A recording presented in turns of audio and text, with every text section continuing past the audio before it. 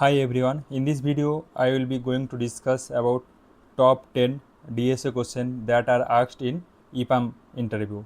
So in the couple of videos I have covered like round 1 EPAM questions, round 2 EPAM questions and round 3 EPAM questions where I got the EPAM offer letter. So in this video I will be focusing only the DSA questions that are asked to me along with the some other DSA questions that are asked to the developers who has having 0 to 6 years of experience. So stay tuned with the video. So before going ahead with the video, I will be requesting you to subscribe to the channel and watch the company wise interview playlist so that you will be prepared for the different companies interview. So I have also put all those questions in GitHub repo. You just need to search the question number and you can check the implementation. So let's get started with our first questions. So first questions is about like two sum questions. Basically an input array will be given and which will be having elements and the target value will be given. You need to find the two indexes. If we sum up that, then that will be giving you the target. For the every questions we will be having the approach 1, approach 2, approach 3. First of all you need to tell about the brute force approach, then you need to go to the optimized solutions. Don't directly jump to the optimal solutions. So here you can use the nested loop and you can check the sum of one element with the another element. If it is a target, just return that particular two indexes. Then you should discuss about the time complexity and the space complexity with the interviewer. So the second approach is with the HashMap and it is the optimal, and here the time complexity will be order of n and the space complexity will be the order of n. So what we will be doing, we will be just checking on the HashMap if the values is present, which values is present, like target minus the current value, the remaining amount, remaining value, if it is present in the HashMap, then we will be getting the index and it will be returning the index. And the other approach is using the two pointer on the sorted arrow. So here we will be sorting that array which will be complexity of n log n, and the space complexity will be the order of n. So you can better to explain the interview about the approach 2, and you can run this particular example to get the output. And also there is a one test class is also there with the question number labeled and different test scenarios as well, because the interviewer may give you some edge cases also. So better to go through these different test cases, the test scenarios as well. So next question is that next question is on reverse a linked list. So the given the head of the singly linked list, reverse the list and return the reverse list head. So here the value on the list will be given linked list and you need to reverse it and you need to return the head of that particular list. So here you can tell about the iterative approach, which is the 3-pointer technique.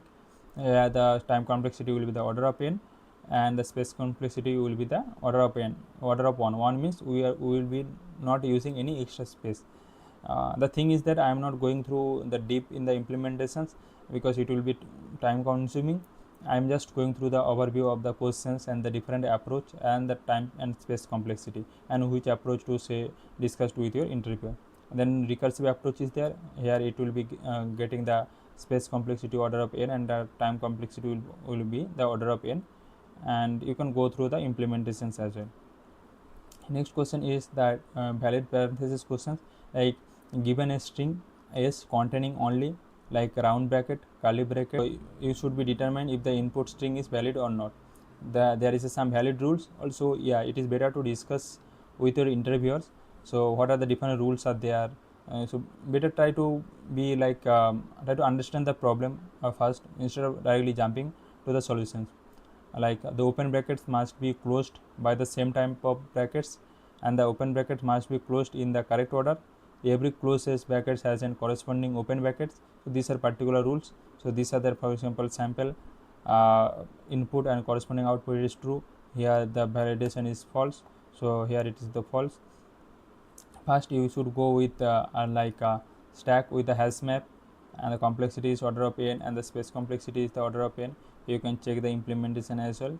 and the second approach is with the if else method, and with the order of n, and time complexity also order of n. Next is the binary search. So given a sorted array of distinct integer and a target, they return the indexes of the target or -1 if there is no target found.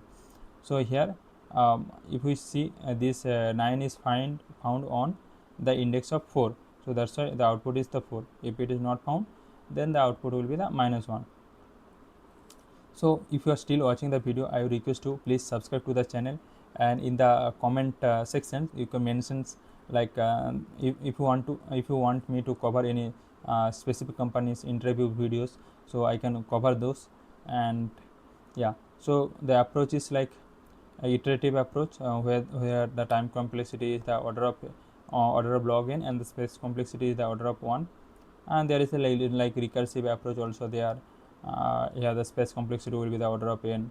And so let's move to the next questions. Longest substring without a repeating character. So this is the question which was asked to me, and also I have covered this in like EPAM round 1 interview videos, so you can go and watch that videos as well.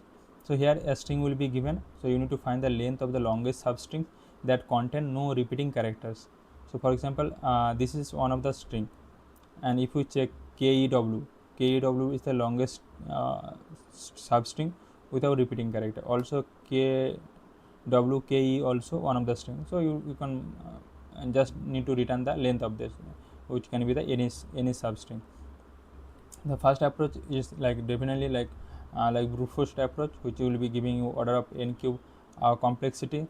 And next approach will be like sliding window approach with the hash set, which will be the time complexity is order of n, and the space complexity is the like minimum of like n and the m.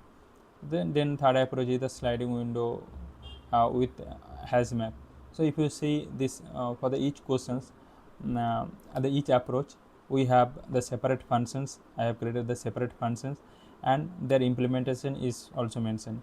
And to test that implementations, we are having like we are calling the different method. So let's move to next questions. Next question is on merge to sorted arrays. So you are given the two integer array number like nums1 and nums2, sort it on non-descending orders, and the two integers like m and n representing the number of elements in nums1 and num2 arrays respectively. So we need to merge this nums into the num1. So and that should be like in place sorting, and so that is the condition they will be giving. For example, this is the input array and this is num1 num2, and the output it will be like that. So you should first use with an extra array, which is the straightforward. Then their time complexity will be the like m plus n and log of m plus n, because if you try to sort that two arrays which is of length m and m plus n, so that's why the time complexity, and the space complexity is m plus n because we are using the extra array. Then the two pointer approach is there, and the two pointer from the end you can use. So there are three approach, you can go through those. And the next question is like there is a given an integer array num of length n, whether all integers are in the range 1 comma n, and each integer appears once or twice. So return an array of all the integers that appears twice. So we should be only returning the elements which are appearing twice. So if you see the 2 and 3, 2 is appears here as well as the here, so that's why 2, and 3 is appears here and here, so that's why the 3. So like you can do till the approach is like first the brute force approach, which is the like n square complexity, then with the hash set, which will be the order of n, and the time complexity also with the order of n.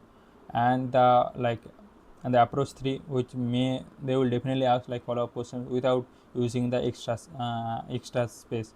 So they are the like index you need to mention this index as a negative, so you can go and check these implementations here where we are making this index value as a negative. Let's move to the next questions. Next question is on a binary tree level order traversals. So here the tree will be given. You need to return the output which will in the label order. So in the first level it is 3, in the second level it is 9 and 20, in the third level it is 15 and 7. So if you see 15 and 7, 9, 20 and 3, so like that you need to provide the solutions. So you can use BFS with a queue, and the other approach is the DFS recursions. So you can check this implementation, and also like you can run the test cases if you see line which is on the question number 8. So if we check this label order, so there are different test scenarios are there with the different methods. So if you see directly they are calling this method, so you can check these solutions, different test cases like edge cases as well. Next is like detect a cycle in the linked list. So here the linked list will be given, and there will be one element tail will be connected to the other element. So and the cyclic pattern will be there. Then you need to return that particular node, uh, like output should be written whether the true or false.